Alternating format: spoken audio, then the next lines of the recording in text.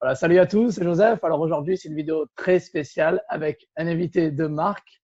Alors, vas-y, salut Pierre-Elliott, je vais te laisser te présenter déjà. Salut tout le monde, comment ça va? Merci Joseph de m'accueillir sur ta chaîne, c'est cool. Bien, merci de prendre le temps de faire cet entretien avec moi. Alors en fait, Pierre-Elliott, si vous ne connaissez pas, quelqu'un qui a cartonné sur les réseaux sociaux, sur YouTube. Et je voulais vraiment en fait qu'il nous explique son parcours aujourd'hui, comment il est arrivé de zéro à plus de 60 000 abonnés en exactement combien de temps? 1 an et 4-5 mois? Un an et 4 5 mois. Voilà, c'est quand même énorme parce que je sais pas, il y a des personnes qui atteignent ce genre de record, ce genre de chiffres en peut-être quelques années, voire jamais même des fois. Mais là, c'est vraiment t'as cartonné, on te voit partout en fait sur les réseaux. On te voit partout et c'est voilà, je voulais vraiment en fait que tu racontes un petit peu ton parcours, comment t'en es arrivé là et voilà, ben, comment t'as réussi à faire décoller ta chaîne YouTube aussi rapidement en fait. Ouais, alors pour ceux qui me connaissent pas, comme Joseph l'a bien dit, je m'appelle Pierre Elliott, j'ai une chaîne YouTube qui s'appelle Pierre Elliott du 6 Money Hack. En fait, le but de la chaîne, quand je l'ai créée, c'était de partager des astuces pour gagner de l'argent ou faire décoller votre business en ligne en partant de rien. C'est ce que je fais toujours d'ailleurs, hein, sur la chaîne. Et en fait, moi, en fait, quand je me suis lancé sur YouTube, donc c'était en août 2018, j'avais pour but de partager toutes ces informations. Et j'ai commencé par en fait présenter le premier business que j'ai mis en place sur Internet, qui était le dropshipping sur eBay et la vente sur eBay de manière générale. J'ai fait pas mal de dropshipping, de l'arbitrage et aussi de la vente, de l'achat-revente. En fait, j'achetais des produits que je revendais. Et j'ai partagé simplement mes connaissances, comment je faisais, etc. Et il y a pas mal de gens qui ont commencé à me suivre en fait, au fur et à mesure. Mon audience a grossi. Il y a des personnes qui ont commencé à me demander du coaching ou des formations. Donc, c'est ce que j'ai mis en place. Et puis après, voilà, depuis ce jour-là, alors je parle pas que d'eBay ni de dropshipping parce qu'en fait, je me suis rendu compte déjà que forcément, si tu voulais faire beaucoup de vidéos, tu tournais un petit peu en rond au bout d'un moment. Et surtout, j'avais envie de partager le maximum de choses, que ce soit aussi sur l'affiliation, le marketing, ou d'autres leviers que j'avais réussi à mettre en place pour faire décoller mon business. Voilà, c'était quand même un décollage express en fait, vraiment de 0 à 60 000 en plus d'un an, c'était quand même un beau record. Ouais, ouais, Vraiment, bien ben, sûr. merci. Alors que en fait, ce qui est marrant, c'est que les 5 premiers mois, j'avais que 100 abonnés, en fait. C'est-à-dire, quand j'ai commencé, je crois que j'avais fait 20-25 vidéos et j'étais arrivé à 100 abonnés. Pour moi, j'étais comme un fou. Je me disais, un 100 abonnés, c'est le début de la grandeur, tu vois. Mais je me suis dit quand même, en 4 mois, c'était un peu long. T'aurais pu les faire plus rapidement, quoi. Et en fait, ce qui est marrant, c'est qu'il y a vraiment une vidéo qui a commencé à décoller un jour. C'était à Noël 2018. Elle a commencé à vriller, quoi. Genre 1000 vues par jour, 2000 vues par jour, 3000 vues par jour, et ça s'arrêtait plus. Et ça m'a permis d'amasser pas mal d'abonnés. Elle a fait ramener, je sais pas, 1000, 2000, 3000 abonnés. Et du coup, après, ça m'a permis de construire mon audience à la suite de ça, en fait. D'accord. Donc, en fait, c'est intéressant. Donc, pendant les 6 premiers mois, tu as un peu galéré pour avoir des abonnés. En fait, ça s'est pas fait du jour au lendemain. Mais du coup, cette vidéo-là t'a permis de Ouais, décoller alors, c'était pas 6 mois, c'était 4, 5, mais ouais, environ 6 euh, mois, 100 abonnés. C'était de août à décembre, en fait. Et fin décembre, donc c'était pendant Noël, j'étais tranquillement en train de manger les repas de Noël avec la famille et tout. Et alors, elle a pas explosé du jour au lendemain, mais par exemple, elle faisait du 20 vues par jour, le lendemain 50, le lendemain 100, le lendemain 200. Et une semaine après, je me suis retrouvé avec une vidéo qui faisait 2000 vues par jour, quoi. d'accord. Donc, ça s'est fait progressivement, en fait. C'est intéressant de savoir comment un peu l'algorithme YouTube, Ouais, c'est ça. Google Alors non, vous marche. n'aurez pas une vidéo qui va passer de 0 à 10 000 vues du jour au lendemain, sauf si vraiment vous créez un contenu vraiment hyper qualitatif ou que vous surfez sur un buzz, ou alors que vous êtes une célébrité et que vous postez une vidéo pour la première fois sur un réseau social. Mais si vous faites une vidéo qui va avoir une croissance grosse, ça va pas faire 0 200 000 vues en une journée. Ça va faire ça va prendre 1000 vues le premier jour, 2000 le deuxième, et en fait, le nombre de vues par jour va doubler ou tripler à chaque fois. Et après, ça peut aller très très vite, ouais. D'accord. Ben, merci pour ce retour d'expérience. Je voulais savoir, en fait, il y a beaucoup de gens qui me demandent ça, la peur de montrer son visage, en fait. Il y a beaucoup de gens qui commencent pas sur Ouais. YouTube à cause de la peur de montrer son visage. Qu'est-ce que tu réponds à ces gens-là en général? Qu'est-ce que tu pourrais leur donner comme conseil? Bah, ce qu'il faut savoir déjà, c'est que je comprends cette peur parce que moi, j'avais fait un sondage sur ma communauté justement pour leur demander qu'est-ce qui les bloquait avant de se lancer sur YouTube. Et il y en a, je sais pas, 60-70% qui m'ont dit montrer son visage. Montrer son visage, moi, j'ai eu le même problème au début. Pourquoi on veut pas montrer son visage? On n'a pas envie que nos amis ou notre famille nous voient, hein, forcément. Je pense que c'est tous le cas au début. Quand tu lances ta première vidéo qui a 3 vues, que tu es gêné, que tu te trouves pas bon et tout, tu dis putain, si mon meilleur pote il tombe dessus, je vais me faire allumer. Et on se dit tout ça. Et en fait, bah, c'est vraiment la barrière de cette première vidéo qu'il faut vraiment surmonter sur YouTube. Moi, cette vidéo, je l'ai repoussée, je l'ai repoussée, je l'ai repoussée. J'ai vraiment mis du temps à la faire. Et en fait, quand tu as fait la première, après, tu enchaînes tout. Parce que tu t'es dit, enfin, tu te dis, bon, la première vidéo est sortie, donc bah, maintenant, autant en faire d'autres, quoi. Dans tous les cas, il y en a déjà une, donc autant qu'il y en ait plus. Et en plus, tu t'habitues, tu t'améliores et tu commences vraiment à être bon. Et c'est vrai qu'il y a des gens qui veulent vraiment pas du tout montrer leur visage du tout, du tout. C'est même pas une question de famille ou autre, ils ont juste pas envie du tout. Et il y a des alternatives. Il y a beaucoup de chaînes hein, qui réussissent sans montrer leur visage. Il y a des chaînes, par exemple, je sais pas si vous avez déjà vu sur YouTube, qui font des comment ça s'appelle, des whiteboards, c'est-à-dire que ils dessinent sur le tableau blanc, ils racontent une histoire. Alors évidemment, ça faut soit le faire soi-même et avoir un peu de talent, soit faut le déléguer. Donc c'est soit ça vous prend du temps, soit ça vous prend de l'argent. Je suis d'accord avec vous. Mais il y a d'autres manières. Par exemple, il y a des personnes qui font des Google Slides et des personnes qui font des do it yourself. Par exemple, ils filment leurs mains en train de faire quelque chose. C'est ce qu'on voit par exemple chez les dessinateurs qui dessinent. On les voit faire un dessin, ils ont une caméra qui est braquée sur leur dessin. Ou alors vous pouvez je sais pas, mettre un masque ou des lunettes de soleil, enfin j'en sais rien. Mais ça c'est encore une alternative. Mais vraiment, il y a des manières de ne pas montrer son visage. Faire des tutos aussi, c'est quelque chose qui marche bien. Je sais que moi sur ma chaîne, je fais beaucoup de tutos. Alors moi, je mets ma petite caméra en bas à droite de ma chaîne, de ma vidéo, mais vous n'êtes pas obligé de le faire. Vous pouvez simplement filmer votre écran et parler par-dessus. Et là, vous êtes sûr qu'on vous reconnaîtra pas. Mais voilà, après forcément, sur YouTube, ce qui fait vraiment de la confiance qui transmet de la confiance avec les abonnés, c'est montrer sa tête parce que ils savent à qui ils se rattachent et ils font confiance à la personne. Donc c'est toujours moins personnel, c'est plus impersonnel, mais vous pouvez quand même réussir sans montrer votre visage. Franchement, c'est quelque chose qui est largement faisable. D'accord, très bien, c'est très bon à savoir. Et je voulais te poser une autre question pour des astuces pour en fait pour être visible sur YouTube, pour ranker en fait, quels critères il faut prendre en compte en fait pour essayer de rendre notre vidéo le plus visible possible. Ouais, alors en fait, il y a différentes stratégies que tu peux mettre en place en fait quand tu es sur YouTube. Si tu démarres de zéro, tu peux avoir plusieurs stratégies. Dans un premier temps, il faut que tu fasses une recherche de mots-clés. Par exemple, si ta chaîne elle est sur le mot-clé gagner de l'argent, il faut que tu regardes quels sont les meilleurs mots-clés. Est-ce que c'est gagner argent? Est-ce que c'est gagner de l'argent? Est-ce que c'est gagner de l'argent en ligne? Est-ce que c'est gagner de l'argent sur YouTube? Est-ce que c'est argent facile? Est-ce que c'est argent rapide? Enfin voilà, il faut que vraiment que tu regardes un petit peu partout tous les mots-clés, les volumes de recherche. Est-ce qu'il y a de la concurrence? Est-ce qu'il n'y a pas de concurrence? Moi, j'utilise un outil qui s'appelle TopBuddy qui analyse tout ça, la concurrence et les volumes de recherche. Et ça me permet de savoir directement si un mot-clé, il faut que je me lance dessus ou non. Donc ça, c'est vraiment intéressant. Une fois que tu as fait ça, tu choisis ton mot-clé. Et ton mot-clé, il va falloir que ce soit le métronome de ta vidéo. C'est-à-dire que si ton mot-clé, c'est argent PayPal, c'est un exemple parce que moi, c'est la niche dans laquelle j'ai été pendant pas mal de temps sur ma chaîne, l'argent, gagner de l'argent. Imaginons que le mot-clé intéressant soit argent PayPal, eh bien, il faut que ta vidéo soit métronome, enfin, que ce soit le métronome de ta vidéo. C'est-à-dire que dans le titre, il faut que ce soit présent, dans la description, il faut que ce soit présent, il faut que ce soit présent dans les tags, parce que quand tu mets une vidéo en ligne, il te demande des tags. Il faut que tu le répètes aussi dans la vidéo, parce que YouTube analyse l'audio et écoute ta vidéo, d'accord? Donc, il faut vraiment que ces mots-clés ressortent. Après, il faut que ta miniature donne envie, ça c'est super important. Il faut vraiment que ce soit le mot-clé qui ait de la présence et après, forcément, que tu fasses un titre aussi qui donne envie. Par exemple, je sais pas, gagner de l'argent PayPal en 10 minutes par jour. Voilà, j'en sais rien. Et il faut qu'il y ait un chiffre dans le titre et un rapport avec soit le temps, soit avec un autre paramètre. Par exemple, donc c'est soit en 10 minutes par jour, soit tu peux dire sans utiliser tel truc, ou alors en faisant tel truc, par exemple en dormant, tu vois, j'en sais rien. Il faut vraiment que ton titre soit formé comme ça.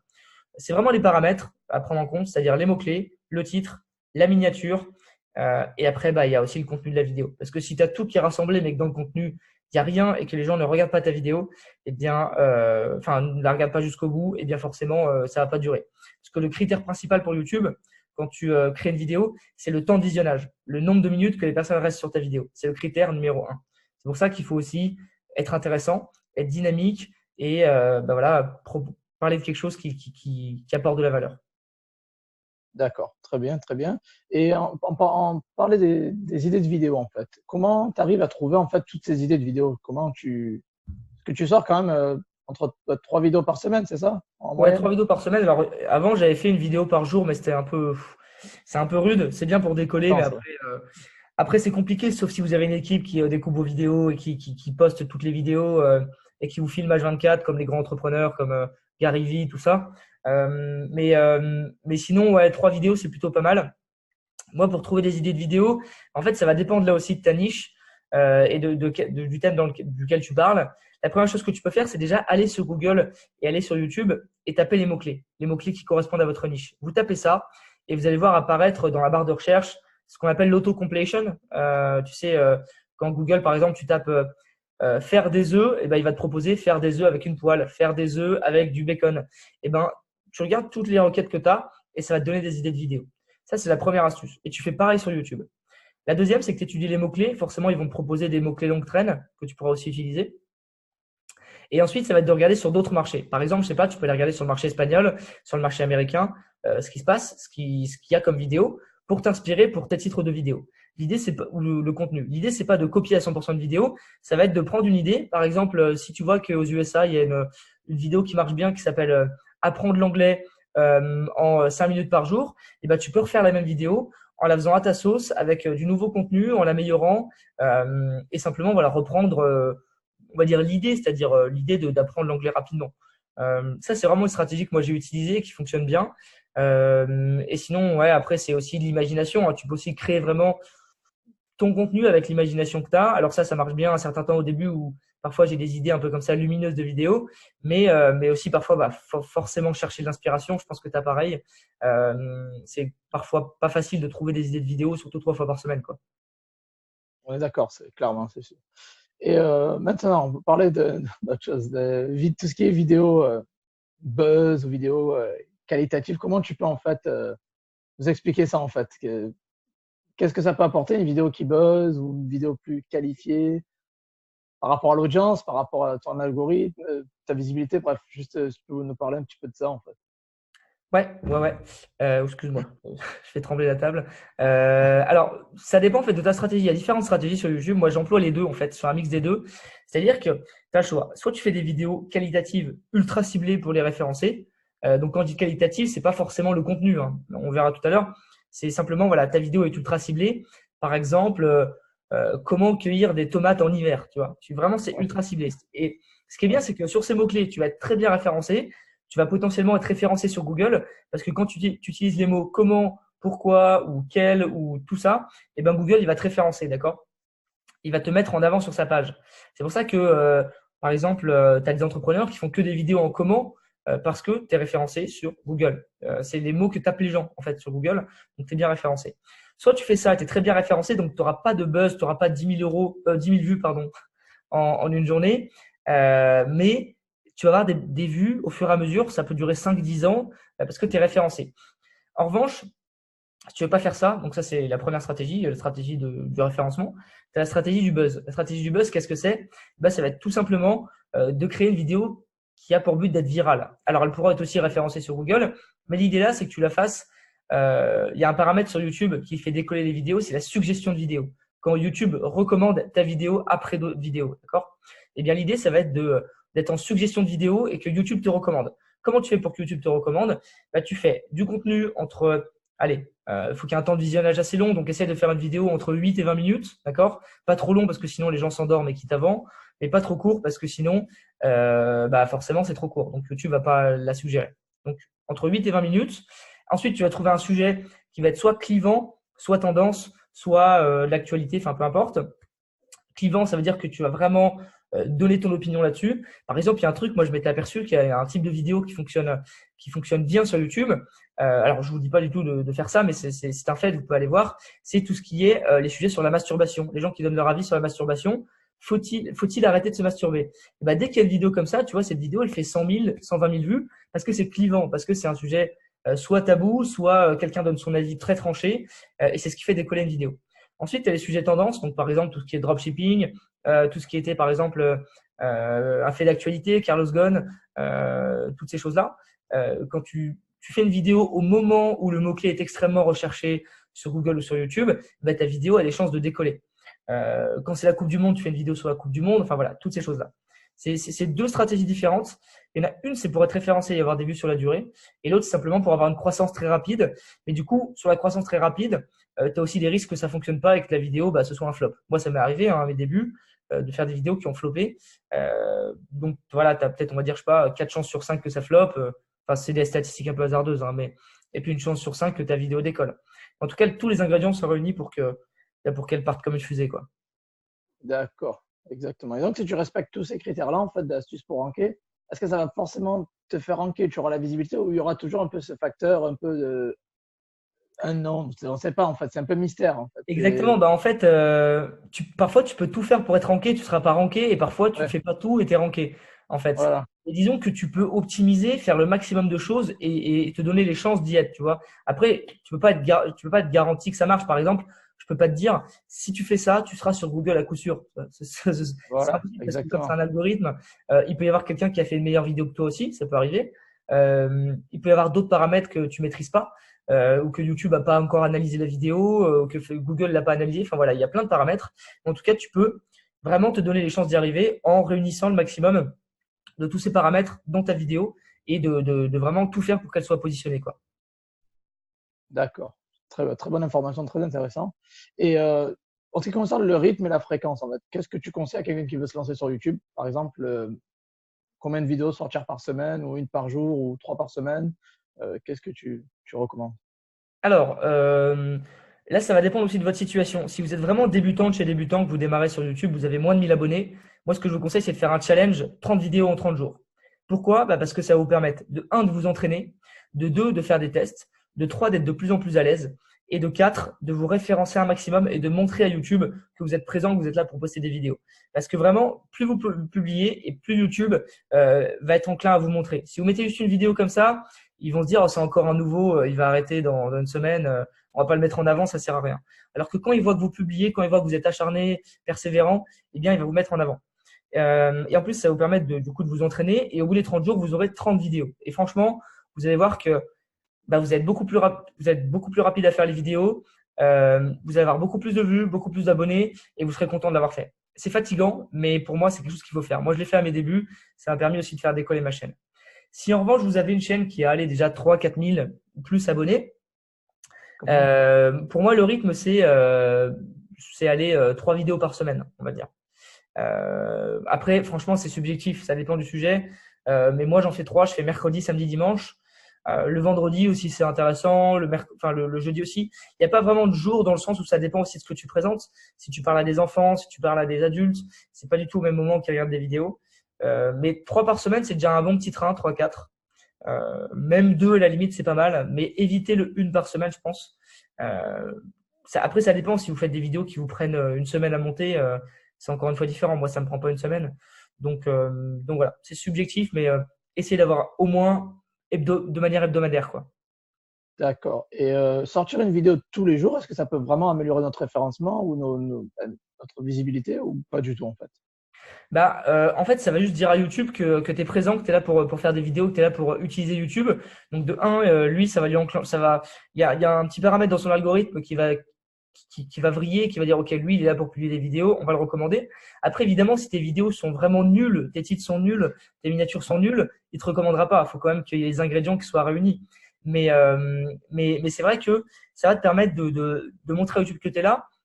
Tu vas aussi pouvoir te référencer sur un marché, sur ton mot-clé. Tu prends le même mot-clé et vraiment, on va dire, tu le tabasses, hein. Tu vas à fond sur ce mot-clé. C'est ça, ouais. Et justement, après, tu vas vraiment être bien référencé. Alors, je te dis pas que tu vas être premier de YouTube dès que tu auras fait le challenge, mais tu vas montrer à YouTube que tu es sur ce mot-clé-là, qu'il est pour toi et que tu vas continuer à faire des vidéos dessus. D'accord. Super. Et il y a beaucoup de gens que je reçois souvent. Je vois pas assez de vues, j'ai pas assez de vues, je galère. Il y a beaucoup de gens qui galèrent un petit peu, en fait, qui débutent, ou même qui sont là depuis plusieurs mois et qui ont pas assez de vues et qui Ouais. se découragent, ils abandonnent, ou qu'ils ont pas trop peut-être la détermination non plus. Mais qu'est-ce que tu peux leur dire à ces personnes-là? Qu'est-ce que tu peux leur conseiller? C'est une super question parce que c'est vrai que le gros problème des gens, c'est qu'ils ils ont pas de vues et pas d'abonnés au début. Et donc, du coup, ils font les trucs du abonne-toi et je rends, tu vois, ces genre de trucs-là. Alors, déjà, L'échange. Ouais. faut éviter parce qu'en fait, bah déjà, tu dis abonne-toi et je rends, mais le mec, il va jamais rendre. Et en plus, bah, en fait, tu vas gagner. Allez, tu peux monter à 100 abonnés comme ça et encore, ça va te prendre un mois. Mais c'est clairement pas la bonne stratégie. Si tu veux vraiment avoir plus de vues, si tu galères à avoir des vues, déjà, il y a une chose à faire. Il faut que tu fasses une sorte de brainstorming, c'est-à-dire que tu vas te poser devant tes vidéos et tu vas dire qu'est-ce qui va pas. Forcément, il y a un truc qui va pas. Si t'as pas de vues, Alors, c'est soit que ça fait que 2 jours que tu as des vidéos en ligne, soit qu'il y a un truc qui va pas. Donc, tu listes les choses qui vont pas. Est-ce que la miniature, elle peut être mieux? Est-ce que le titre, il peut être mieux? Est-ce que tu n'es pas sur un bon mot-clé? Est-ce que tu es vraiment sur un mot-clé ou est-ce que tu as publié des vidéos de jardinage et des vidéos de ta sœur qui joue au Monopoly? Est-ce que c'est voilà, est-ce que c'est clair? Est-ce que ta chaîne est claire? Est-ce que c'est cohérent? Est-ce que tu as une description? Est-ce que tu as un titre? Est-ce que tu as des tags? Il faut que tous les paramètres soient au vert, tout soit aligné. Ça, c'est la première chose. Donc, tu fais ton analyse. Ensuite, si tu veux plus de vues, il faut produire du contenu. C'est peut-être que tu produis pas assez de contenu. C'est peut-être que tu vas avoir des vues, mais c'est pas maintenant. Tu vois, moi, quand j'ai fait mes vidéos, comme je te l'ai dit, en 4 mois, 100 abonnés, c'est-à-dire qu'en 4 mois, j'ai eu quoi? J'ai eu 2000 vues. Ça, c'est rien du tout. Ça fait 500 vues par mois. Ça fait 15 vues par jour. Tu vois, j'ai eu 15 vues par jour. C'est ridicule. Et du coup, je me suis remis en question parce que, en fait, au début, moi, les premières vidéos que j'ai faites, c'était sur comment économiser de l'argent. Et au bout d'un moment, je me suis dit, putain, mais en fait, ce sujet, il emmerde tout le monde. Les gens, ils veulent pas économiser, ils veulent plus d'argent, tu vois. Et du coup, je me suis dit, OK, on va rechanger le truc, on va rechanger le thème et ça va plus être économiser de l'argent, ça va être comment gagner de l'argent. Et c'est depuis que j'ai fait ce changement que ça a décollé. J'ai parlé de dropshipping, j'ai parlé d'autres trucs. Et alors, peut-être que économiser de l'argent, j'aurais pu me faire une petite chaîne avec 10, 20 000 abonnés, hein, j'en sais rien. Mais je pense que j'aurais pas eu une aussi grosse croissance avec ce thème-là. Donc, c'est à vous aussi de vous remettre en question et de vous dire, est-ce qu'il y a des choses à changer?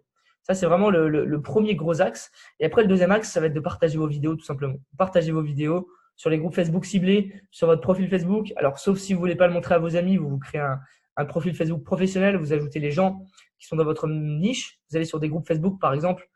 On parlait de jardinage tout à l'heure, vous allez sur les groupes de jardinage, vous publiez vos vidéos, vous ajoutez tous les gens du groupe sur votre profil pro, et après, quand vous allez publier sur votre profil pro, eh bien, les gens verront vos vidéos. Donc, parce qu'ils seront amis avec vous. Donc, c'est une stratégie vraiment à mettre en place qui fonctionne très très bien, parce que ce sont les gens intéressés, donc ils vont cliquer. Alors, les vues externes, ça n'a pas un énorme impact sur l'algorithme. C'est-à-dire que si tu shootes toute ta base mail sur ta vidéo, ça va pas forcément faire exploser ta vidéo. Tu auras une explosion sur 1-2 heures, mais après ta vidéo va retomber. Parce que dans l'algorithme de YouTube, les vues externes, c'est pas le truc qui fait flancher l'algorithme, tu vois. Ça rend pas une vidéo virale. Mais ça peut déjà commencer à booster vos vidéos et à vous apporter 10, 15, 20 vues supplémentaires sur vos vidéos. Donc de partager Facebook, Pinterest, Twitter. Même si vous avez 0 abonné, vous mettez des hashtags et ça sera référencé, quoi. D'accord, très très bon tip, ça, c'est super ça. Et du coup, en fait, si on doit un petit peu résumer tout ça, la clé pour réussir, si tu veux tu peux donner en 2-3 mots, en 2-3 astuces, en 2-3 mots, les astuces pour réussir ton business en ligne. Qu'est-ce que tu dirais aux gens qui veulent se lancer, par exemple, ou qui ont envie de commencer une chaîne YouTube?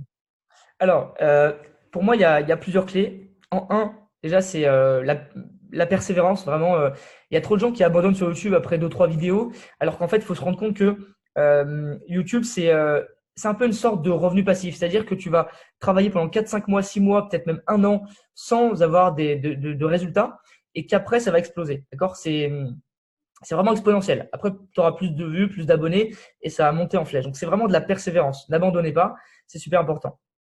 La deuxième chose, deuxième clé que je peux te donner, je suis en train de réfléchir, ça peut être tout simplement de vraiment être bon dans la création de ta chaîne. Bon dans le sens, il faut que tu arrives à analyser ce qui est tendance, que tu arrives à analyser si c'est pertinent, si tu parles des bonnes choses, si par exemple, justement, tu es sur un marché qui est porteur, d'accord? Faut pas parler de différents trucs sur ta chaîne, mais d'une seule chose. Vraiment, il faut que tu sois focus et tu publies régulièrement. Pour moi, ça, c'est la deuxième chose. Et la troisième chose, parce que tu as parlé de business en ligne, Joseph, parce qu'effectivement, YouTube, c'est bien. Mais après, si tu veux vraiment gagner de l'argent avec YouTube, OK, il y a la monétisation au bout de 1000 abonnés et 4000 heures de visionnage. Mais ce qui est important, ça va être de monétiser d'une autre manière aussi. Donc, par exemple, je sais pas, vendre des cours, faire de l'affiliation, créer une boutique en ligne et créer ta marque. J'en sais rien, mais il va falloir aussi être intelligent sur le marketing, la manière de monétiser. Est-ce que tu vas récupérer des emails? Est-ce que tu vas créer tellement une grosse chaîne où il va y avoir des millions d'abonnés, un peu comme Cyprien Squeezie, tu n'auras pas besoin de récupérer des emails, mais tu mettras juste le lien de ta boutique et ça va faire des ventes. Franchement, c'est à toi de voir. Mais choisis la bonne stratégie, adaptée à ton audience. Voilà. Si ton audience, c'est des enfants, forcément, ça va être compliqué de leur vendre des trucs. Et si ton audience, c'est des adultes, voilà, potentiellement, tu peux leur vendre des cours, tu peux faire de l'affiliation, tu peux faire pas mal de trucs. Et pour moi, c'est les 3 points clés. Persévérance, être bon sur l'analyse de sa chaîne et bien comprendre dans quelle niche on doit être. Et ensuite, avoir la bonne stratégie marketing pour monétiser. Parfait, ben c'est ça. Tu as répondu à une des questions. Je voulais te demander pour la monétisation parce qu'on se demande pourquoi commencer une chaîne YouTube. Ça sert à quoi d'avoir une chaîne YouTube? Bref, quel intérêt? Et voilà, la monétisation, c'est une des raisons Ouais. principales pour commencer une chaîne. Bon, après, il y a d'autres motifs, mais c'est vrai qu'il y a pas mal de possibilités de monétiser via l'affiliation, la vente de cours, etc. Même rediriger vers une boutique, c'est un très, très bon point.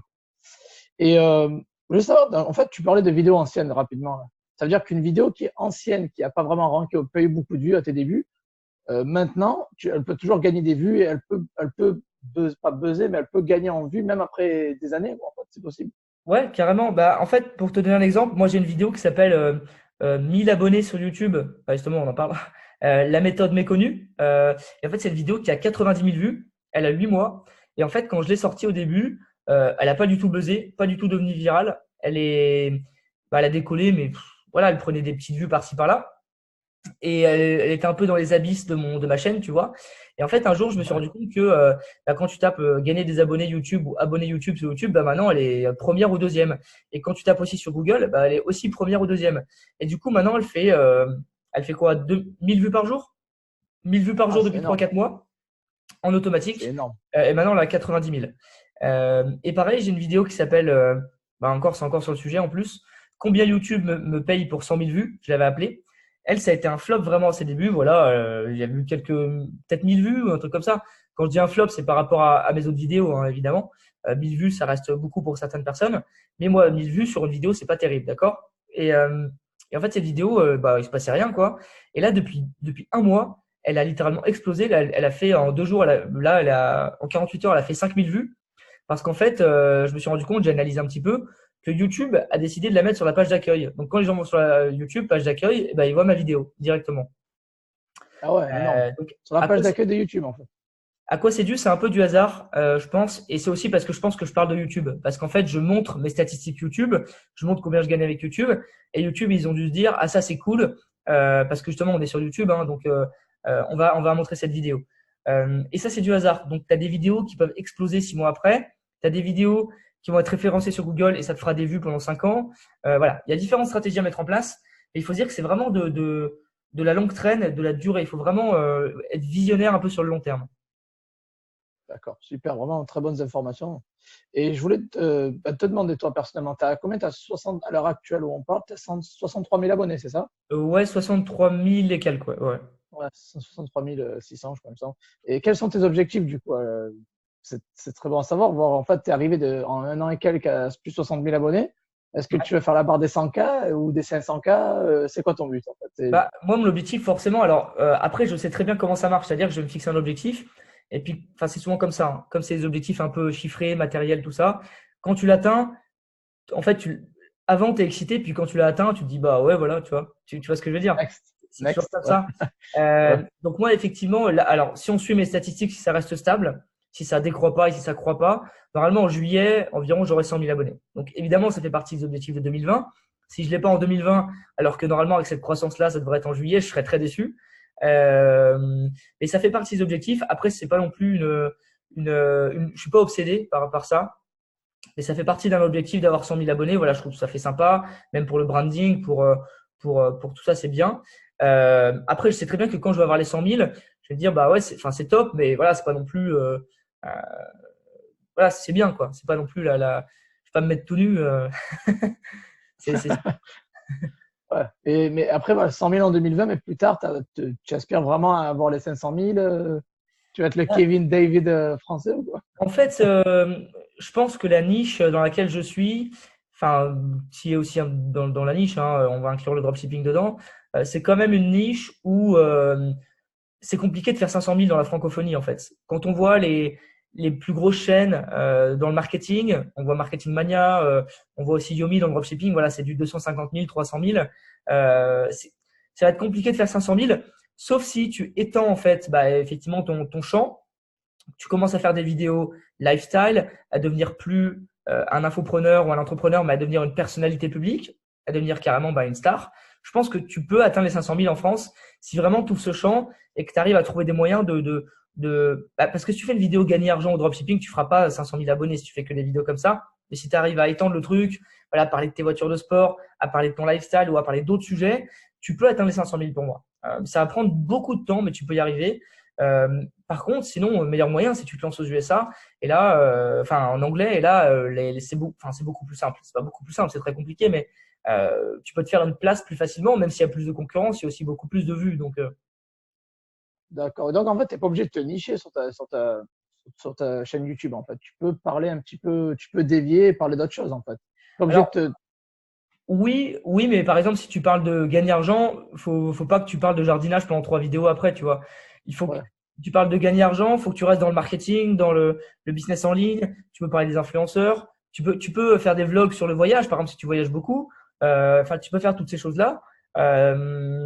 Mais tu peux pas commencer à faire des vidéos drôles ou, enfin, tu vois, faut ouais. pas Il faut trop que ça reste dévier. quand même, faut que ça reste logique dans une certaine Ouais. ligne conductrice. Faut rester dans le même domaine. Je vois, très bien. Très, très bien.